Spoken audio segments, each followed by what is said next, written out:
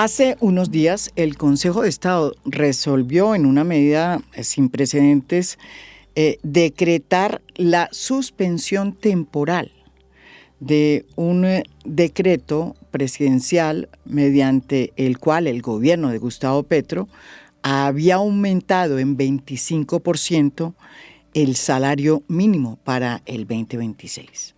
Un aumento que produjo toda suerte de reacciones por parte de los industriales, de los gremios, que fue catalogado además como un aumento que iba a ir en contra de la inflación y que iba a aumentar la informalidad. Sin embargo, a pesar de todas estas críticas que generó esta decisión del gobierno de Gustavo Petro, que se hizo luego de que no hubo una concertación con los sindicatos y los empresarios, lo que sucedió es de no creer.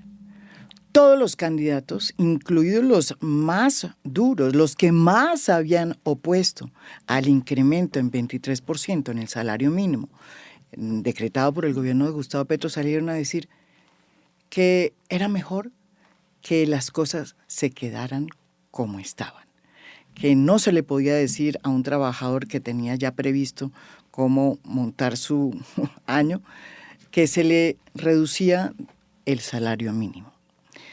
Inclusive el propio Abelardo de la Espriella, que tanto dijo que era una medida que iba a acabar con la producción y que iba a aumentar la inflación y la informalidad y el desempleo, dijo lo siguiente. El salario mínimo no se puede bajar. Ya se lo dieron a la gente, no podemos generarle esa decepción al pueblo. ¿Qué hay que hacer? Hay que buscar bajarle los impuestos a los empresarios. Y así nivelamos la cosa. Todos ponemos un poquito. Yo no tengo problema con eso. Lo pago con gusto. Pero vamos a buscar la solución en donde no se revienten las empresas. El salario hay que mantenerlo. Yo he dado instrucciones en mi empresa que lo paguen. Independientemente del Consejo de Estado lo suspende, sí o no. Pero vamos a proponer una baja de impuestos para los empresarios para que podamos equilibrar. Todos tenemos que poner un poco. Yo creo que con eso nadie pelea.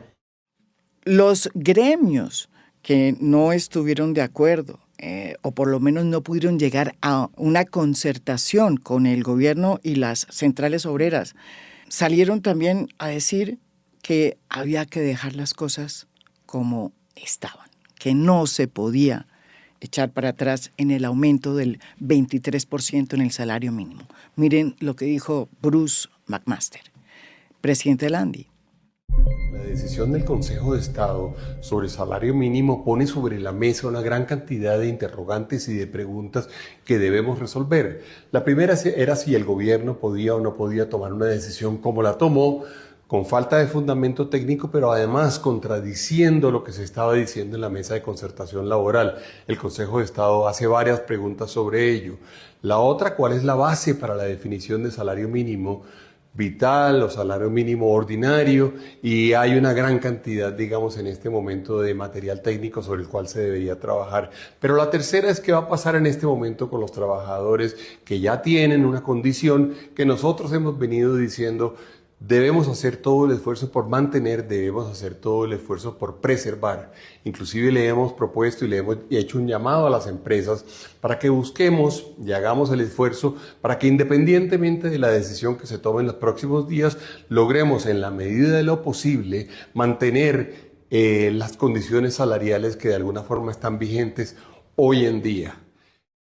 Lo cierto es que esta decisión, que no tiene precedentes en la historia del Consejo de Estado, la medida pues ha caído en pleno debate electoral. Y lo que es evidente es que se ha creado un nuevo universo en el que casi que todos los que se oponían están de acuerdo con el aumento en el 23% en el salario mínimo. ¿Qué va a pasar?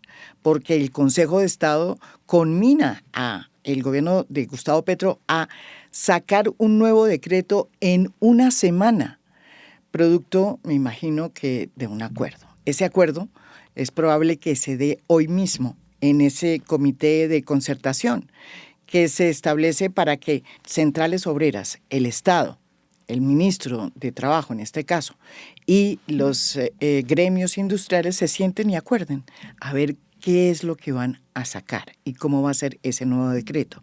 Pero ya les digo un dato.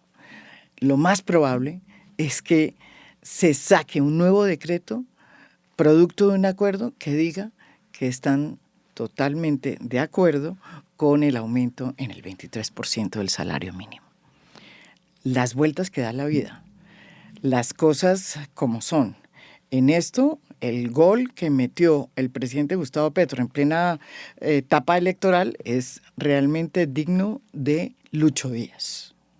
Hemos querido invitar al ministro de Trabajo, Antonio Sanguino, para que nos explique qué va a pasar, cómo es que van a entender esta decisión del Consejo de Estado, qué va a pasar en esta comisión de concertación que se tiene prevista para precisamente hoy. El podcast sale hoy por la noche. No vamos a saber qué va a pasar, pero la idea es que nos explique cuáles son esas dinámicas que se desprenden de esta decisión y qué es lo que va a hacer el gobierno. Pero sobre todo, en qué quedan los derechos de los trabajadores, qué es lo que realmente está en juego y que se puso por primera vez sobre la mesa. Como hecho curioso, María Jimena, agradeciéndote esta invitación. Como hecho curioso, el magistrado del Consejo de Estado está produciendo lo que no logramos en la Comisión de Concertación, y es un acuerdo nacional alrededor del salario mínimo, en este caso el salario vital.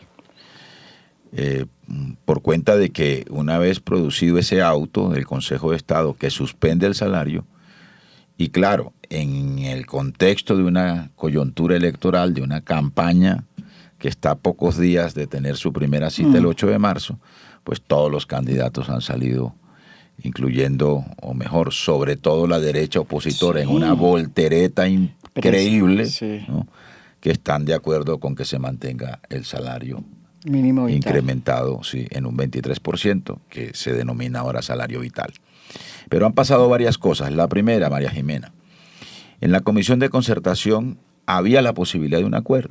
¿Qué fue lo que pasó? Pues los empresarios se plantaron en el 7.21%, los trabajadores propusieron un incremento del 16%, yo hice bilaterales con cada una de las partes y les pregunté si estaban dispuestos, si había ánimo conciliatorio, como le dicen a uno en los juzgados, y ellos manifestaron que sí, lo que se suponía, o lo que suponía que estaban dispuestos a moverse un poquito de su propuesta inicial, o a moverse de su propuesta inicial, y cuando llegamos de nuevo a la plenaria de la comisión, entonces los trabajadores dijeron: nosotros nos movemos, pero sí discutimos sobre 2 dígitos. 2 dígitos es entre el 10 y el 99. Sí. Si los empresarios, que yo sé que estaban mayoritariamente de acuerdo con arrancar la discusión con 2 dígitos, hubiesen aceptado. Sí. ¿Quiénes estaban de acuerdo? Creo que el que se opuso y el que prácticamente se impuso del lado de los empresarios fue el doctor Bedoya, el representante de la SAC. Y se plantaron en el 721. Si ellos aceptan discutir sobre 2 dígitos, pues hubiésemos podido lograr un acuerdo, o se hubiese establecido un acuerdo entre el 11 y el 16%, que era pues el rango de negociación que se había planteado. Era el rango de negociación, porque ese era el techo establecido por los trabajadores. Como eso no ocurrió, pues el gobierno quedó con la facultad de expedir por decreto el salario, y había sobre la mesa, nosotros la habíamos puesto, y había una consideración en el gobierno y en el presidente de que había, digamos, una oportunidad para implementar por vez primera en Colombia el salario vital y móvil que está establecido en el artículo 53 y que no fue incorporado suficientemente en la ley de 1996, en la ley 278, que es la que reglamenta o establece un cruce de variables que deben ser ponderados para establecer el salario. Ahora, sobre esa ley, sobre la 1278, hay sentencia de la Corte Constitucional de 1999. ¿Qué dice y esa qué? sentencia dice, está muy bien el cruce de variables que establece la ley, pero Hay que incluir. prevalentemente hay que proteger el derecho fundamental a un salario en condiciones de dignidad y al salario mínimo vital y móvil, como lo establece el artículo 53 de la Constitución Nacional, que el trabajo merece una protección especial, dice la propia Corte Constitucional. Y eso se le olvidó al magistrado del Consejo de Estado. A ¿no? las Cortes. En su auto se le olvida la palabra prevalente, ¿no? Y coloca en un mismo lugar, ¿no?, el artículo 53, que tiene jerarquía constitucional, por encima de una ley que tiene jerarquía legal. Así que hemos llegado al momento de hoy y el Consejo de Estado produce una decisión sin antecedentes. Sí. Nunca antes en la historia del país, desde 1996, se había suspendido cautelarmente un decreto de salario mínimo. En el año 2015 se demandó Juan Manuel Santos, sí, un decreto de salario mínimo del presidente ante Juan la Manuel Corte. Santos. ¿Sabe cuánto se demoró el Consejo de Estado para pronunciarse? 2 años. Se me va. 2 años. Cuando salió la decisión De las de Cortes. fondo, pues ya no tenía aplicación, porque ya había pasado el año 2016, que fue el año para la ejecución de ese decreto del 2015, de finales del 2015. Ahora corrieron, ¿no? Primero hubo 38 demandas encabezadas por el señor Jaime Alberto Cabal, que es un demostrado opositor político al gobierno. Él se opone a todo lo que se decida en el gobierno del presidente Gustavo Petro, y producen sin antecedentes una medida cautelar obligándonos o combinándonos a expedir un decreto en 8 días. En 8 días, que eso, Sí. eso también es En 8 días calendario, Sí. no hábiles, calendario, para expedir un decreto provisional, mientras el Consejo de Estado se pronuncia de fondo sobre las demandas. Es decir, que en 2-3 meses podemos tener 3 decretos de salario mínimo. Y es que no les parece que ese es un factor de inestabilidad en el mercado laboral y en la economía colombiana, una irresponsabilidad de esta magnitud y de esta naturaleza. Pues eso es lo que vamos a examinar ahora, dentro de poco, en la Comisión de Concertación, y eso es lo que estamos examinando con el presidente de la República, porque además tenemos la decisión de mantener el salario vital. Eso es una decisión de política salarial de este gobierno. Aquí habrá un antes y un después. Antes hubo salario mínimo, Y ahora hay con el La variable ejercicio de la de una inflación. operación contable y matemática. Ahora hay salario vital con alma y corazón, ¿no?, en relación con la definición del ingreso de los trabajadores de Colombia. Ahora, ¿qué va a pasar en esta comisión? Este podcast va a salir hoy por la noche, pero ¿qué va a pasar? Y pues no sabemos qué va a suceder en ese escenario, para que la gente nos entienda, que nos oye y nos ve. Tradicionalmente o no tradicionalmente existe este espacio para negociar todos los diciembres, ¿no es verdad? Que es entre el Estado, los sindicatos, las centrales obreras y los empresarios. Es un espacio interesante, democrático. No siempre se llega a un acuerdo. Cuando no se llega al acuerdo, el derecho del presidente tiene todo el derecho de expedir su decreto presidencial diciendo cuánto es. ¿Qué validez tiene este espacio hoy? Cuando usted salga de aquí se va para allá. ¿Qué validez tiene hoy con todo lo que ha sucedido? Y es que lo que ha sucedido es que todos los que se opusieron a la subida del 16, hoy dicen que no hay que tocar nada en temas del aumento que se hizo del 23. Entonces, ¿cómo se va a discutir? ¿Qué se va a decir ahí? ¿Cómo es? Pues mire, nosotros no estamos obligados a convocar la Comisión de Concertación. El auto del Consejo de Estado nos dice que no. expidan un nuevo decreto. Gobierno, expida un nuevo decreto. Pero no, nosotros no lo podríamos hacer, ¿no?, a juicio de lo que consideremos desde el gobierno. Ahora, estamos en presencia de un derecho adquirido. Constitucionalmente no es permitido que usted pida un decreto por debajo del salario que ya recibieron los trabajadores. Es que ya recibieron 3 quincenas de lo que va corrido del año. Pero nosotros hemos querido convocar a la concertación. He escuchado voces del empresariado diciendo que, digamos, que mantengamos el salario en el 23.7% de Bruce incremento. McMaster, por ejemplo. Eso dijo Bruce. Lo han dicho otros, por lo que yo sé. Jonathan Malagón también planteó lo mismo. Malagón también lo dijo, sí. De Asobancarias. No sé qué están pensando los trabajadores. Supongo que tendrán una opinión similar. Si hay un consenso, pues eso es una buena noticia. Y tendríamos todavía pendientes otras discusiones que planteó el presidente de la República en la locución de anoche, pues que tiene que ver con la tasa de interés del Banco de la República, ¿no? Que a juicio nuestro sí es inflacionaria. Lo que está demostrado es que la inflación se aumentó en el 0.25% en enero.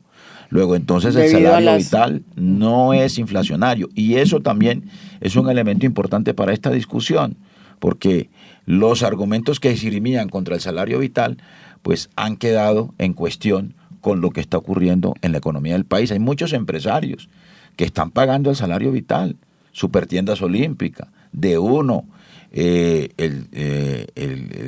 la cadena de almacenes Éxito, su presidente así lo ha manifestado. Nutresa.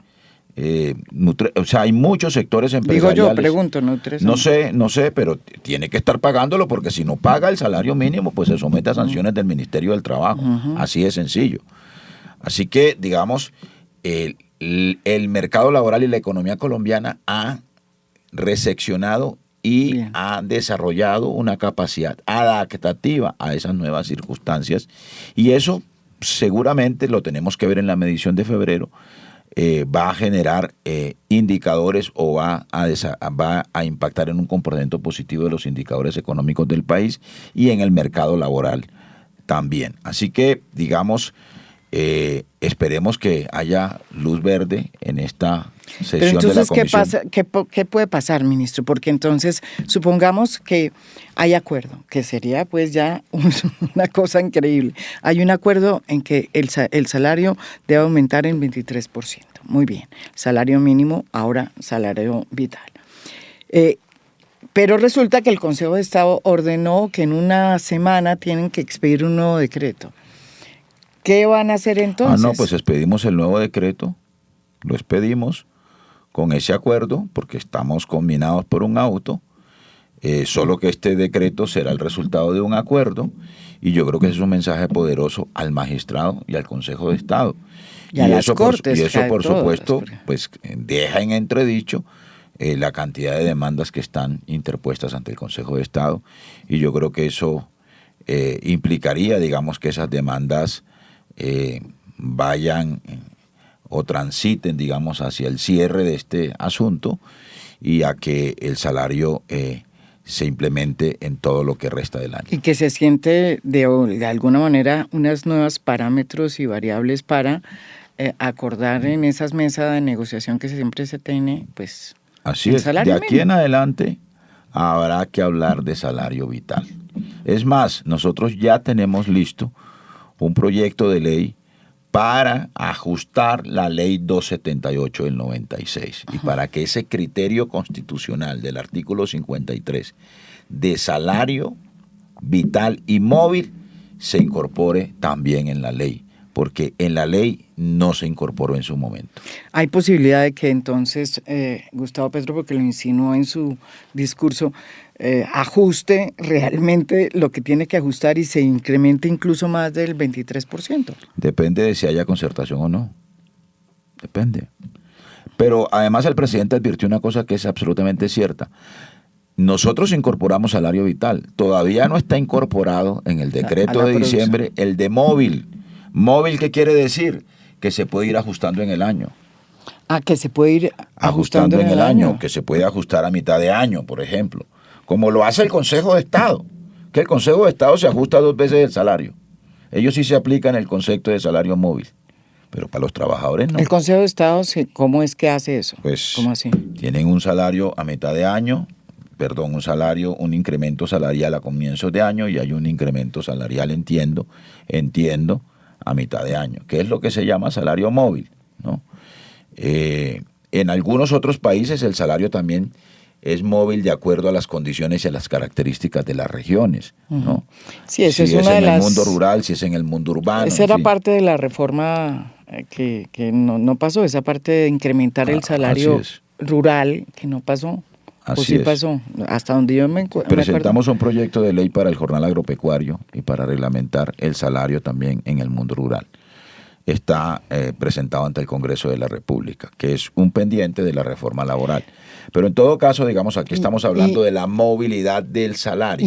Y entonces, ministro, ahí las propuestas de muchísimos candidatos dicen, bueno, está bien, Abelardo Lesprella, yo le digo, listo, está bien, hagámosle.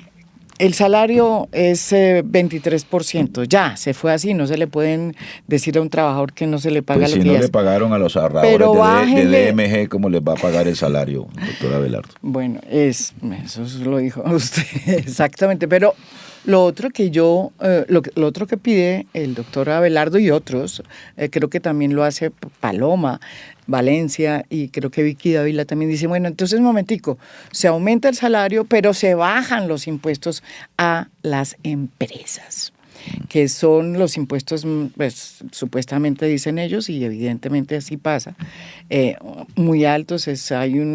Dicen que Colombia sigue siendo el país con los impuestos a empresas más altos por lo menos del hemisferio. ¿Eso qué le dice a usted, ministro? Bueno, que sean los impuestos más altos del hemisferio o de la ¿Eso OCDE. dicen? Bueno, eso dicen sin suficientes evidencias Estoy hablando de que sea así. a las empresas, Sí. no a los individuos. Ahora, es que eso corresponde a un debate tributario, ¿no? Eso podría corresponder, por ejemplo, a una discusión en el marco de la emergencia económica, ¿no? Nosotros incluso tenemos Que hay previsto una unos segunda. alivios tributarios, una renta diferencial, por ejemplo, para las MIPYMES, no para todo el empresariado, para las MIPYMES. Porque Que no aquí, sea el aquí la 35. renta que paga una pequeña, mediana o familia empresa es la misma misma, renta que paga la 35, gran empresa. sí. Es la misma, es el mismo porcentaje de es- renta. es alto. ¿no? Entonces, debe haber una renta diferencial, pero como además la Corte Constitucional suspendió la emergencia económica. Esa era lo que le iba a decir, ahí también suspendió Entonces, la es que nos dicen que no hay bloqueo institucional, pero yo le hago el inventario. Entonces, la reforma pensional bloqueada en la Corte Constitucional. La emergencia económica suspendida inconstitucionalmente, según el doctor Uprime, incluso, por la Corte Constitucional. Tampoco había antecedentes, ¿no? Y se nos vino el Frente Frío que inundó Córdoba, el departamento del magistrado que suspendió o que solicitó la suspensión de la emergencia económica y estamos ante una nueva emergencia. Ahora suspendieron el salario vital. La reforma a la salud, embolatada en la Comisión Séptima Bueno, del pero Senado. es que esa reforma sí no ha salido bien. Bueno, pero... En esa sí se la discuto. Y mutilaron la consulta de la izquierda en el Consejo Nacional Electoral, ¿no? Entonces, digamos, las señales de un bloqueo institucional, pues están ahí, ¿no? A los ojos de todo el mundo. Por eso es que va cogiendo fuerza la idea de una constituyente. Porque si hay un bloqueo institucional, pues para impedir que un gobierno pueda actuar y pueda cumplir el mandato que recibió en las urnas, y para además obstruir las reformas que la gente vota por mandato popular, pues entonces hay que buscar una salida democrática, que es una constituyente. Pero usted cree en en ese espacio es tan complicado de manejar ahora una constituyente. No, es que lo va a Sí. discutir el próximo Congreso, porque la iniciativa popular Yo sé. legislativa se Esta va a ya radicar pasó. el Sí. próximo 20 de julio. De verdad, Claro. ya recogieron firmes. 10 millones de firmas Ya vamos a recoger. Ya creo. están haciendo eso. Sí, ya arrancó. Le puedo mandar el video el sábado en Popayán. Arrancó la primera jornada de recolección de firmas para la constituyente. Eso, el procedimiento es que lo tiene que aprobar el Congreso, ¿no es verdad? Claro, como lo dice la Constitución. Es que la Constitución fue tan sabia y los constituyentes fueron tan sabios que previeron que había que reformar esa Constitución mediante un mecanismo de una ley de la República. Solo que esa ley será una iniciativa popular legislativa. Y que tenían que acotarlo, en el sentido de decir También, hacia dónde quieren que vaya. Por cuánto tiempo y cuál es el temario. Y eso ya lo tienen ustedes. Eso ya lo tienen las organizaciones sociales, hay un comité promotor, ya hay una resolución de la registraduría que aprobó el proyecto de ley con el cual se va a recoger las firmas con el formulario que expidió la registraduría. A ver, ¿y usted piensa que esto, porque el presidente hizo una cosa que fue invitar a todo el mundo, a la gente que está oyéndolo, que son muchos, a salir a las calles el jueves? Esto se mezcla en mezcla con una situación muy complicada, pues porque estamos en pleno momento electoral. Evidentemente esto va a tener una lectura política y una influencia en el escenario político electoral. Yo sé que usted es un ministro, no puede tocar esos temas, pero evidentemente esto se da en esa circunstancia. Eso no se puede negar. ¿Usted es consciente de eso? O sea, que ahí hay un elemento nuevo que es, sí, claro, el panorama electoral. Es un país que está en elecciones. Sí, pero la decisión la tomó un magistrado. Y resulta que el salario mínimo no es la promoción de un champú. Es el salario de los trabajadores de Colombia, 2.400.000, ellos y sus familias, 10 millones de colombianos que viven del salario mínimo. Hay 6 millones que se ganan entre 1 y 2 salarios mínimos. Y por debajo de los que se gana un salario mínimo hay millones de colombianos que viven por actividades por cuenta propia, que reciben el beneficio de 830.000 millones de pesos al mes que tienen de demanda agregada esos trabajadores por cuenta del incremento del 23% del salario. Así que no es cualquier cosa. Y usted mira las redes sociales, mire la conversación cotidiana de la gente está indignada. La gente está indignada, la gente ya estaba haciendo sus cuentas. Claro. O las tiene hechas. La gente ajustó sus gastos con sus ingresos o con arreglo a sus ingresos. Se metió en un crédito, ¿no? O está atendiendo necesidades que no puede atender con el salario que tenía el año pasado. Es más, ¿no? ¿Qué va a hacer el Banco de la República que aumentó las tasas de interés con el pretexto en enero, del salario vital? Sí, ¿Y qué va a hacer el alcalde Carlos Fernando Galán, ¿no? Con el incremento del pasaje de Transmilenio, que también lo argumentó con el salario vital? Yo no lo he visto anunciando un decreto, ¿no?, para rebajar la tarifa de Transmilenio.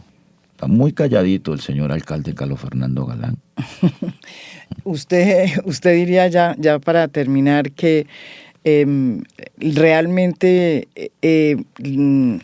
lo que está sucediendo con las Cortes, porque no solamente el Consejo de Estado, está la Corte Constitucional que tiene pues ahí engavetada la reforma pensional, sin saber cuándo es que va a fallar de fondo.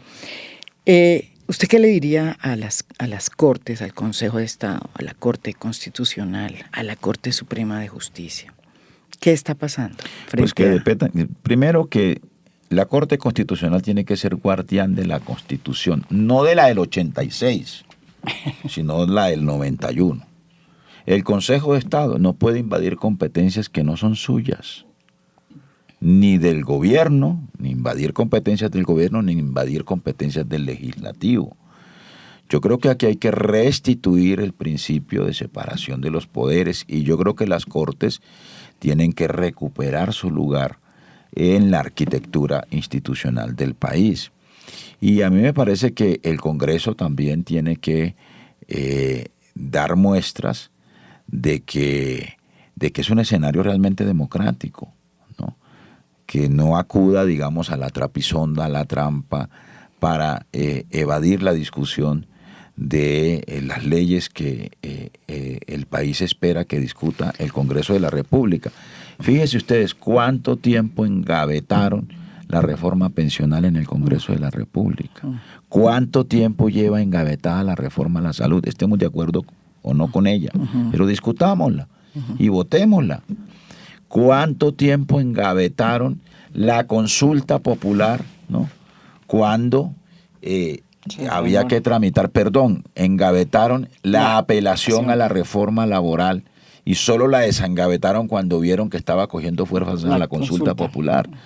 Entonces, aquí también yo creo que hay una reflexión que tenemos que hacer como sociedad respecto a la manera como está funcionando nuestra institucionalidad y qué tan coherente es esa institucionalidad con la Constitución de 1991. Ahora, pero de todas formas, y ya como conclusión, yo sí creo que hay un gran avance. Se logró mover de alguna manera lo inamovible, y es que se impuso o se planteó por parte del gobierno una nueva visión de cómo es que se debe incrementar el salario, que incluye nuevas variables, que tienen que ver con la productividad de las empresas también y no solamente con la inflación. Eso es un gol. Me parece que eso es bueno para el país, ¿no? Y además saca a la discusión a otros, digamos, como a otras esferas. Y yo creo que las primeras sorprendidas deben ser los empresarios, ¿o no? Así es. Además, porque la gente tiene que entender que la productividad de la economía depende de la productividad del trabajo.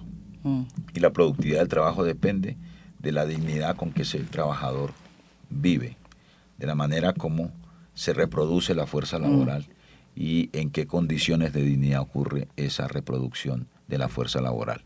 Así que yo creo que, por supuesto, que el gobierno y el presidente, digamos, ha planteado unos nuevos elementos en la discusión pública y ha dejado un legado, el salario vital, instalado en la opinión pública y en las decisiones que a futuro en materia salarial debe adoptar el país. Bueno, le deseo lo mejor en esa comisión de concertación, a ver si se logra concertar este nuevo decreto. Bueno, espero llegar a tiempo. Ay, sí. No será por culpa mía, ¿no? Bueno.